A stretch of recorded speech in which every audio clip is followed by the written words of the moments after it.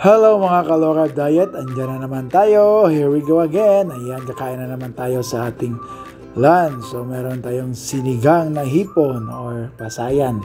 Ayan, sobra yan kahapon kaya nasigang na siya ngayon. Ayan, so napaka-healthy niyan guys. At saka may gulay tayo na lettuce. Sobra din. And then meron tayong itlog. Yung sobra din ng sa mga bata kaninang umaga na itlog. At saka may boiled egg din ako dyan.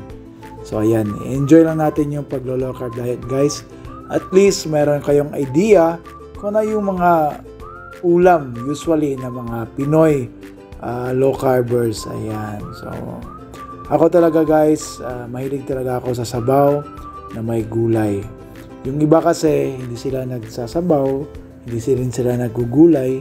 So, ibang ano rin sila. Iba yung mga pagkain nila, more on protein sila. Ako, balance lang talaga ako mga ka-low carb. Kasi, sa sarili ko lang, it's not good naman kasi too much protein din. Kailangan talaga ng gulay din. Sa aking opinion lang, okay? So, ayan. So, kakain ako guys. So, samahan nyo ako sa aking pagkain, okay? So, ayan. Kain na tayo. Yan. Yung suka ko talaga mga ka-low carb, hindi yan mawawala. Andyan naman talaga parati yan. At saka yung boiled egg. Ayan. At saka yung lettuce. May gulay talaga mga ka-low carb. Okay. See you around. And kain na tayo.